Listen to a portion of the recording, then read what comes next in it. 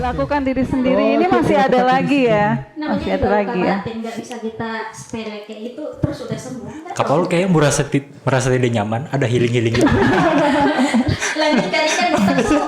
Oke, iya. Jadi masih ada nih Kak Paul. Jadi self compassion ya, berbelas kasih pada diri sendiri.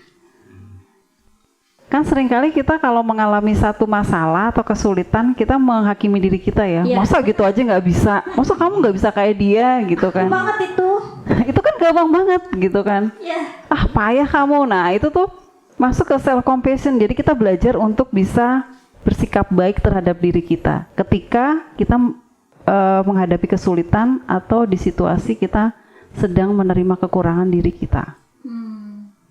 Itu nggak gampang ya, sepertinya mudah ya Kak Paul ya. Iya, tapi pas mengalami. Tapi iya, kadang kita lebih banyak menghakimi diri kita sendiri, gitu kan, dan membandingkan diri kita dengan orang lain. Betul. Gitu ya, setuju nggak?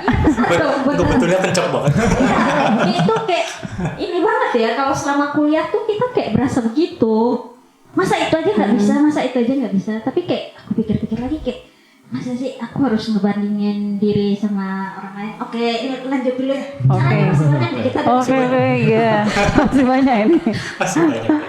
Terus ada juga mindfulness ya. Mungkin kalau teman-teman kakak-kakak pernah dengar ya. Jadi itu kalau bentuk kegiatannya sih bisa seperti kayak meditasi gitu. Ya. Nah, itu kita sedang fokus ke keadaan kita saat itu dengan kesadaran penuh gitu ya.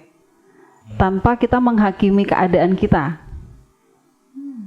Begitu. Jadi kita bisa menerima kondisi atau situasi yang kita alami tanpa kita menghakimi diri kita, gitu ya. Jadi bukan cuman lebih kepada diri seperti yang tadi self compassion, tapi ini kepada keadaan kita. Jadi kita fokus ke keadaan kita, kita menerima secara penuh, gitu ya, dan kesadaran penuh tanpa kita menghakimi. Gitu. Berarti melihat keadaan kita tuh apa adanya gitu ya Kak? Iya. Kak, ini nih kayak yoga gitu nggak sih?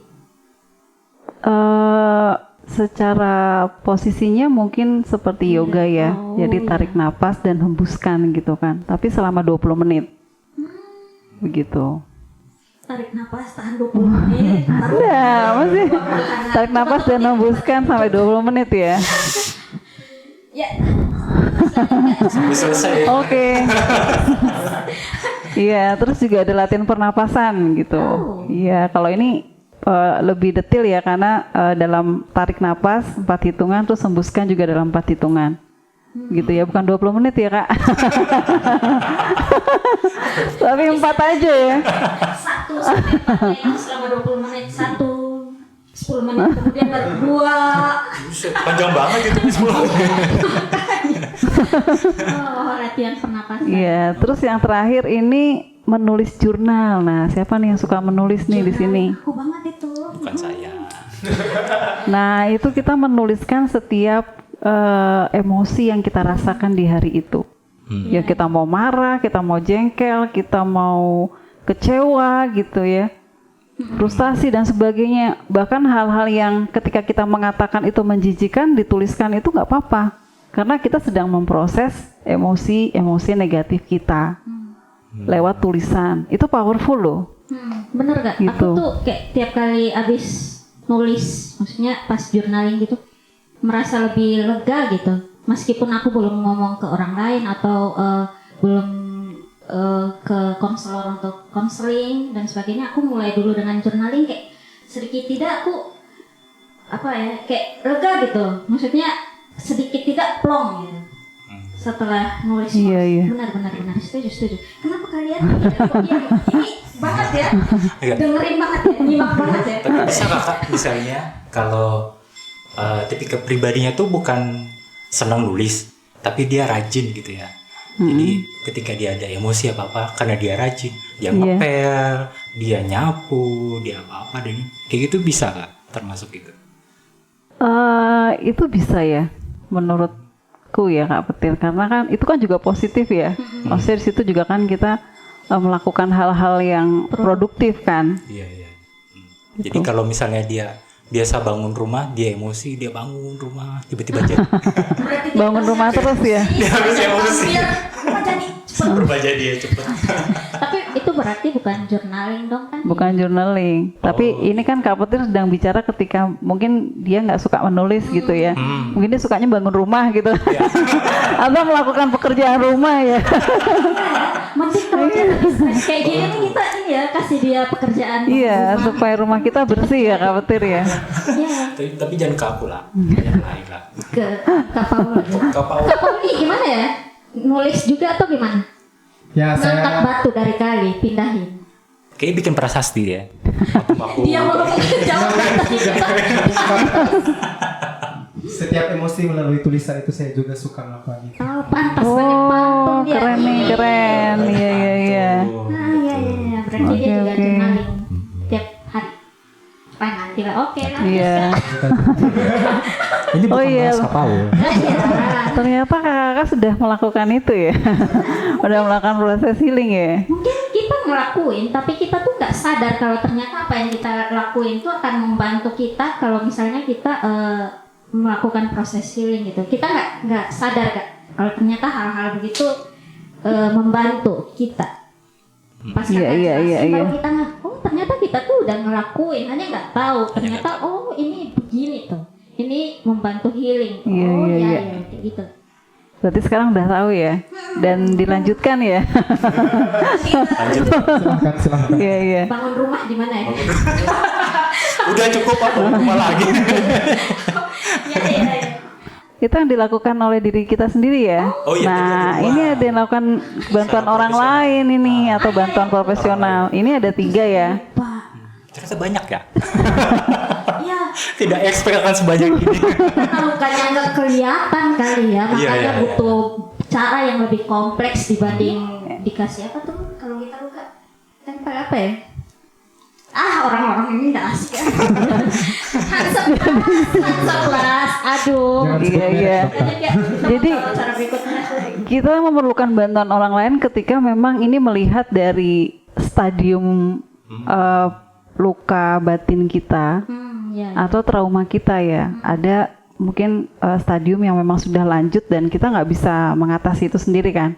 Jadi itu sudah mengganggu rutinitas kita, mengganggu apa yang dari life kita gitu ya. Jadi yang tadinya mungkin kayak Kak Petir bisa bersih-bersih, jadi nggak bisa, jadi nggak mau ngapa-ngapain, maunya mengurung diri gitu kan. Iya. Tiduran itu ya kak? Yang kakak bilang tiduran berlebihan bisa jadi dia butuh pertolongan kayak gini juga kan ya kak?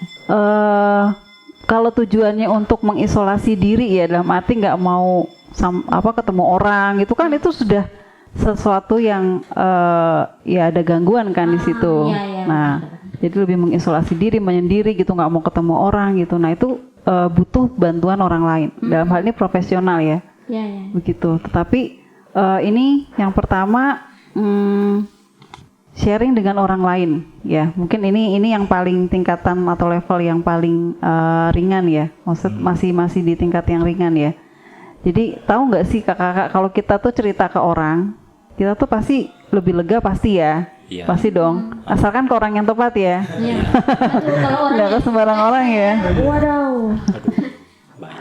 Iya. Dan ketika kita cerita ke orang tuh kadang-kadang kita yang tadinya nggak menyadari masalah kita yang sebenarnya, kita jadi sadar. Gitu, baik melalui orang yang kita ajak bicara maupun akhirnya kita menemukan sendiri Kita gitu. yang merasa ngeh. Iya, gitu kan. Nah itu namanya the power of the others. Jadi itulah kekuatannya ketika kita bisa sharing dengan orang lain. Iya. Nah yang kedua itu mentoring. Mungkin kalau di sini lebih di perkantas ini mungkin lebih ke kayak KTB gitu ya. KTB ya. Jadi ada kakak-kakak yang akan mendampingi gitu, membimbing gitu ya, menolong untuk memberikan solusi. Iya. Itu mentoring. Dan yang terakhir itu konseling. Ya ini agak beda dengan mentoring ya. Kalau konseling itu kan pendampingan dan konsultasi, itu sebenarnya sedang menolong kita untuk kita memahami masalah kita yang sebenarnya dan ditolong untuk jalan keluar. Jadi bukan memberikan jalan keluar, tapi ditolong untuk menemukan jalan keluar. Kita sendiri. Begitu, dari kita sendiri. Begitu. Nah, jadi ini ketika memang stadiumnya sudah lanjut ya teman-teman. kakak. Jadi kita butuh bantuan orang lain. Jadi jangan malu. Kadang-kadang kan kita malu. Karena ketika kita datang ke konselor pasti, wah malu nih nanti jadi tahu masalahku apa gitu kan. Jadi tahu aku punya luka apa gitu. Gak usah aja lah gitu. Nah itu kan kita sebenarnya sedang menumpuk luka batin kita, luka emosi kita yang suatu saat akan meledak. Dan itu pasti akan mengganggu psikis kita. Bisa ke gangguan psikologis yang lebih parah gitu ya. Jadi sebelum sampai ke situ pastinya ya lebih baik mencegah ya. Iya benar. Daripada kita mengobati dan itu butuh waktu yang lebih panjang lagi. Oh berarti orang-orang tuh sebenarnya butuh konseling sebelum dia tuh apa ya namanya kayak udah benar-benar terlihat dia parah sekali kayak udah yang depresi berat baru pergi ke konseling. Sebenarnya kita yang kayak gini-gini nih sebenarnya udah untuk mencegah lebih baik kita konseling gitu kan ya Kak ya? Iya bisa. Tapi memang kalau kita masih bisa mengatasi sendiri, bisa kayak tadi self healing sendiri mungkin it's okay lah bisa ya. Tetapi kalau ketika kita sudah merasa nggak bisa, nah indikatornya di situ. Ketika kita udah merasa nggak bisa, ya kita datang ke profesional gitu. Kan yang tahu kan kita sendiri ya, di mana batasnya kita bisa, mana batas kita udah nggak bisa gitu. Itu kayak misalnya sakit fisik ya Kak, kayak sakit fisik berarti kayak saya ini sakit-sakitan terus padahal saya nggak makan yang aneh-aneh dan apa sebagainya, akhirnya pergi ke rumah sakit check up. Jadi berarti kalau luka psikis kita tuh coba menangani pelan-pelan sesuai dengan cara-cara yang udah tadi. Tapi kalau sampai di suatu titik kita merasa udah nggak bisa lagi, oh ini aku harus check up. Nah check upnya untuk psikis kita berarti konseling gitu ya. Untuk menemukan sebenarnya luka apa sih yang bikin saya kayak gini terus sakit terus. Ya kan ya? Iya betul. Kok dia apa yang saya katakan benar ya Kak Niken ya? Maaf ya, otakku lagi lemot saat ini. Iya, jadi kalau luka fisik aja kita ke dokter, masa luka psikis kita nggak ke dokter gitu. Malah itu yang nggak kelihatan, tapi malah lebih mengancam hidup kita sebenarnya. Kita bisa terganggu secara psikologis gitu. Karena bentuknya itu secara psikologis, jadi kita nggak bisa lihat secara langsung gitu ya Kak. Kalau secara fisik kan kita lihat, oh ini luka, langsung diobatin gitu ya. Betul. Pengkil, salep. Aduh orang berdua ini. Tapi apa ya? Ada yang mau tanya lagi begitu kan? Kak Pauli itu diam-diam menyiapkan pertanyaan biasanya. Oh iya, tadi kan dia udah tanya cara healing secara psikologis. Ini nggak tanya lagi cara healing yang pernah dilakuin sama tokoh-tokoh Alkitab. Nah, yang supranatural. Aduh. Untuk diingatkan kalau tidak saya lupa ya. Lupa dong. Oke, kira-kira tadi kan kita sudah mengetahui ya cara healing yang baik secara pribadi bisa kita lakukan maupun pada tingkat dan level tertentu kita harus membutuhkan tadi mentoring, konseling dan lain sebagainya. Kalau gitu kira-kira Kak Niken di dalam Alkitab kira-kira ada tokoh-tokoh Alkitab tertentu yang pernah melakukan healing, lalu bagaimana kita lihat mereka dari segi waktu dan bagaimana susah gampang mereka dalam melakukan healing. Apakah itu juga ditentukan oleh bagaimana besar dan kecilnya masalah yang mereka hadapi atau luka yang mereka alami, atau adakah hal-hal lain yang membuat mereka yang menentukan susah gampangnya mereka melakukan healing itu? Oke, Kak Paul. Sebenarnya kalau dari Alkitab ada beberapa tokoh ya. Ada Yefta, ada Elia, ada Ayub, ada Daud juga, ada Paulus. Tapi aku ambil di sini satu aja ya, Daud gitu ya. Karena jelas banget nih kalau Daud ini kan kita bisa melihat di kitab Mazmur ya. Bahwa Daud membuat satu kesalahan besar ya. Dia membuat satu dosa yang itu sangat fatal. Tetapi apa sih yang dia lakukan gitu? Dia menyadari dosanya, jadi aware tadi ya. Dia aware gitu dengan dirinya bahwa dia sadar dia berdosa. Dia mengaku dosa, dia menerima diri bahwa dia berdosa gitu. Terus dia bersedia memperbaharui dirinya. Dia bertobat kan? Dan dia datang kepada Tuhan itu dengan hati yang hancur, ya kan, remuk gitu, patah. Dia jujur membuka diri di hadapan Tuhan dengan kondisinya. Itu yang pertama. Kita bisa lihat di Mazmur 51 ya, kalau itu pengakuan dosanya Daud. Nah, yang kedua, dia mengakui kesalahan di hadapan sesama, Nabi Nathan. Nah, ini kan mungkin tadi kalau masuk ke psikologis tuh sharing ya, curhat bisa masuk ke situ ya. Dia mengakui itu gitu. Itu membuat kelegaan tersendiri ketika sudah mengaku dan membuka diri di hadapan orang lain. Nah, yang ketiga itu dia meratap. Jadi meratap itu nggak cuma sekedar menangis, tapi ada kata-kata yang menggambarkan kesedihan, bahkan jeritan hatinya dia. Jadi kalau kita boleh melihat di kitab Mazmur kan sebenarnya 2/3 dari kitab Mazmur itu kan ratapannya Daud ya. Jadi dengan cara itu dia healing gitu. Jadi nggak masalah ya kakak-kakak kalau misalnya kita tuh suatu saat sedih gitu kita meratap gitu ya, nggak masalah. Jadi itu bukan simbol dari kelemahan gitu. Tapi justru itu kita sedang memproses emosi kita ya dari masalah atau trauma yang sedang kita hadapi. Terus memuji Tuhan ya, kalau di kitab Mazmur kan ada puisi, ada ucapan syukur begitu, ada harapan-harapan juga di situ ya. Jadi banyak di situ Daud tuliskan. Dan yang terakhir ini juga yang paling penting ya, relasi yang dekat dengan Tuhan. Iya kan? Kan ada doa-doa di dalam kitab Mazmur itu ya kakak-kakak, nanti silahkan membaca ya kitab Mazmur itu secara komplit mungkin, atau mungkin sudah komplit semua ya. Saya yakin ya di sini udah katam ya. Kata Mazmur 1. Bahkan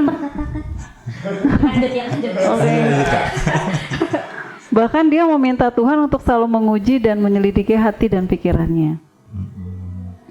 Kan kita melihat satu relasi yang dekat banget ya. Maksudnya sampai dia selalu minta Tuhan untuk menguji hati, selidiki hati dan pikiranku gitu. Bahkan sebenarnya ada lagi, dia juga menari loh kakak-kakak gitu ya. Dia bilang bahwa hal yang paling gila pun akan dia lakukan kalau itu untuk menyenangkan hati Tuhan. Luar biasa ya Daud ya. Cukup ekspresif ya Daud ini, dengan emosinya dia bisa menari, dia bisa nyanyi, dia bisa meratap dan lain-lain gitu ya kayak. Iya luar biasa ini Daud. Jadi proses healingnya itu menarik ya kakak-kakak ya, sangat bervariasi gitu loh. Jadi bukan hal yang hanya sekedar mengaku aware tadi, mengaku dosa dan bertobat, tapi dia juga melakukan beberapa hal gitu. Dan kalau kita lihat kan pada akhirnya dia kembali kepada Tuhan. Jadi maksudnya dia bertobat dan dia bersungguh-sungguh dengan pertobatan itu. Kalau aku ngelihatnya dia yang orang sehebat itu ya, kita tahu lah dia tuh raja yang hebat banget. Tapi ternyata dia juga ini ya, butuh healing ya ternyata. Untuk bisa jadi maksudnya untuk bisa menjadi raja yang melayani Tuhan lebih baik lagi kan. Maksudnya seperti yang Kak Niken bilang tadi, setelah dia healing dia kembali lagi mengerjakan pelayanan untuk Tuhan gitu. Jadi menurutku tiap kali dia jatuh, dia bangun, dia mengerjakan lebih baik lagi menurut saya gitu ya. Iya betul. Jadi sekelas Daud aja yang seorang raja, dia memerlukan itu gitu ya. Sekelas Daud yang relasinya dengan Tuhan itu dekatnya luar biasa, dia tetap butuh itu. Ya maksudnya di situ aku melihat juga tadi yang kayak Kak Adel bilang, jadi ada pertobatan senantiasa. Dia nggak ragu untuk datang sama Tuhan, mengakui dosanya gitu ya, membuka diri dan hatinya gitu, secara all out gitu ya. Jadi tapi di situ justru awal dari pemulihan gitu. Oh Kak, sorry ini aku tanya lagi. Berarti nih kan kayak Daud ya, dia tuh melakukan dosa, terus dia kayak down, terus healing, dia bangkit lagi, terus di satu waktu dia berdosa lagi, down lagi, healing lagi. Jadi berarti healing tuh bukan satu proses yang satu kali jadi terus dia akan jadi hebat terus gitu kan ya.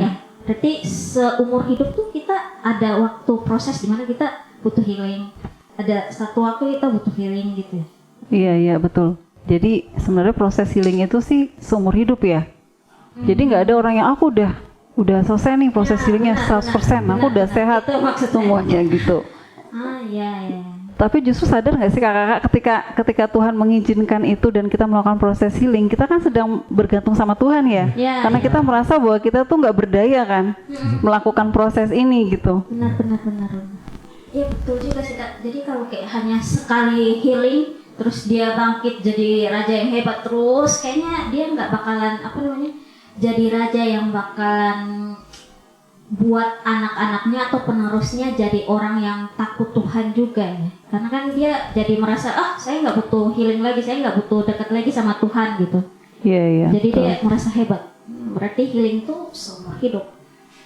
Prosesnya. Proses seumur hidup gitu. Iya. Oh iya, hanya kayak healing untuk satu masalah ini selesai, terus nanti healing untuk masalah lainnya gitu ya. Karena kita kan seumur hidup nggak mungkin kita nggak punya luka emosi gitu ya kan, kita juga bertemu dengan sesama ya, bergesekan juga kan, diperjumpakan dengan banyak orang yang dengan karakter yang nggak semuanya cocok dengan kita, yang itu pasti akan menimbulkan luka. Jadi proses itu seumur hidup selama kita masih berproses juga dan bertemu dengan banyak orang ya.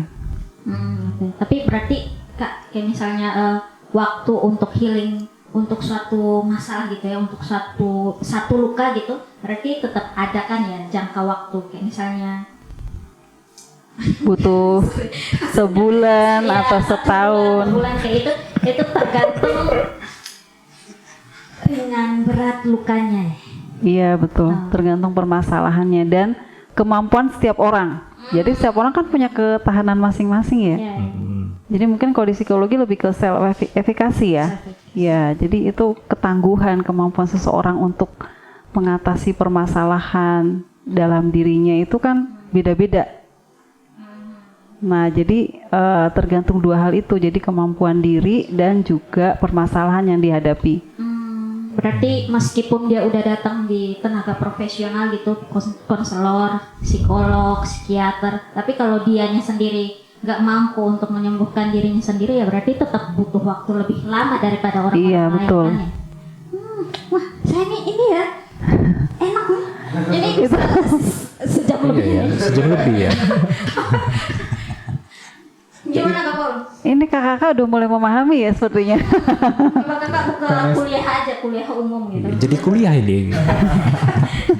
Tapi maksudnya banyak yang disampaikan sih dan menggunakan bahasa yang psikologis, maksudnya membuat kita jadi lebih ngerti dan belajar bahwa ya ternyata tuh ada perbedaan gitu ya antara dikatakan healing dan juga refreshing gitu ya, sehingga kita pun bisa mengerti dengan baik. Kita menggunakan kata itu juga dengan tepat gitu ya. Maksudnya kalau kita merasa healing, merasa ada luka gitu ya, berarti kan kita melakukan yang namanya healing gitu ya. Kemudian kita kalau penat dalam keseharian, dalam kesibukan gitu ya, kita bisa melakukan yang namanya refreshing gitu ya. Jadi kita menggunakan kata itu dengan tepat dan tidak sembarangan gitu ya. Benar Kakak? Ya betul Pak Petir. Ya. Konfirmasi aja Kak, betul atau enggak? Betul. Supaya betul. maksudnya dengan mengenal kebutuhan kita tuh sebenarnya healing atau refreshing, jadi kayak treatment ke diri kita tuh lebih tepat gitu. Jadi kita butuhnya kalau kita butuhnya refreshing terus ke healing, ya kayak nggak nyambung ya Kak ya. Terus kalau misalnya kita butuhnya healing, kita hanya refreshing, kayaknya lukanya nggak bakalan sembuh. Iya. Gitu. Maksud saya tuh gitu, mengenal kebutuhan supaya tahu butuhnya healing atau refreshing. Ya kan? Iya. Berarti melakukan apa yang tadi itu ya, kayak misalnya self talk atau terhadap diri sendiri gitu ya, me time, meditasi, bangun rumah, bangun prasasti, menyelamatkan dunia dan lain-lain. Pimen. Terus berarti yang satu lagi tuh yang terakhir adalah salah satu cara healing sebagai anak Tuhan tuh berarti ya mendekatkan diri ke Tuhan.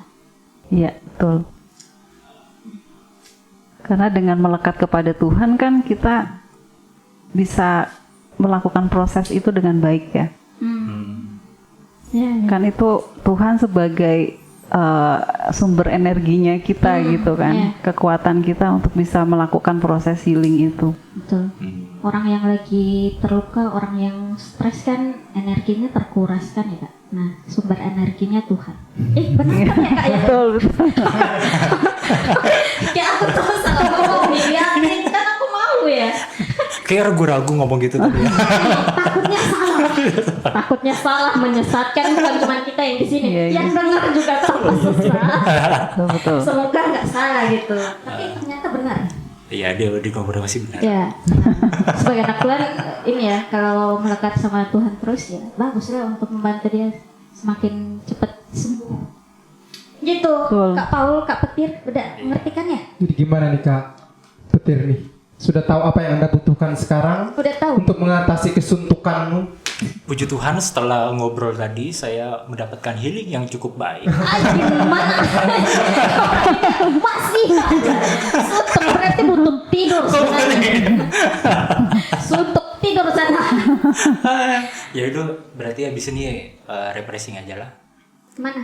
Kalau Moyo? Bangun rumah. Boleh lah. Tapi sebelum bangun rumah kita ucapkan terima kasih dulu ya Ya. kepada Kak Terima kasih. Niken nih. Iya, benar. Jadi nanti kalau misalnya ya butuh konsultasi lanjut. Untuk pembangunan rumah. Bu, Oh ya, oh sip. gimana ya? Maksudnya Menyelamatkan dunia. bukan untuk payment. Maksudnya butuh konsultasi lebih lanjut untuk apa? Coba. Membutuhkan konsultasi lanjut untuk apa ya? Bisa sadar hal-hal mental health Ya, mental atau apa untuk buat psikis kita lebih sehat dan sebagainya ya gitu ya, terkait dengan psikologis bisa tuh konsultasi ke Kak Niken, konselor. Ataupun kalau mau butuh teman cerita bisa menghubungi Kak Niken juga. Kak Niken Ya. gitu. Boleh Ya. kan Kak? Boleh. Anggap aja curhat ya. Kalau misalnya konseling mungkin kadang-kadang kita kan itu lebih apa ya? Banyak orang yang belum familiar ya. Jadi aduh konseling tuh pasti yang udah Terlalu berat. parah gitu ya. Ya. Tapi kalau curhat mungkin atau konsultasi mungkin jauh lebih kelihatan ringan kan gitu ya. Ringan. Makanya tadi aku bilang kalau mau konsultasi lebih bisa hubungi Kak Niken, konselor atau teman-temannya Kak Niken nih di Wounded Healers. Jadi bisa lihat tuh di IG-nya Wounded Healers ID. Oke, nanti kita bisa lihat ya. Di Instagramnya. Instagramnya wonderhealers.id. Terus kalau misalnya butuh apa memang mau konsultasi kayak tadi Kak Niken bilang, lihat aja tuh di situ udah ada keterangannya, klik link isi gini gampang banget itu. Ada ya? Habis ini langsung klik ya buat konsultasi ngebangun rumah gimana ya. Stres tuh sekalian dibangun di rumah gitu. Ini dari ya itulah. Jadi bingung. Gitu lah ya. Gimana nih? Udah kebanyakan nih. Udah mau berangkat refreshing? Ya, ini. Kemana gitu? Ya, saya juga mau nganterin Kak Niken pulang. Oke, kalau gitu hati-hati ya. Hati-hati di jalan. Pokoknya tapi kayak jadi ngerem. Jadi Pokoknya lagu. Hati-hati di jalan. hati-hati di sana. Oke, sampai jumpa. Terima Ya, kasih. sama-sama. Ada pantun nggak? Nggak ada. Hidup Wah, nggak ada. Dia kan kalau minta journaling tulis pantun. Oh gitu. Hidup kesepian tanpa kekasih. Cukup sekian dan terima kasih.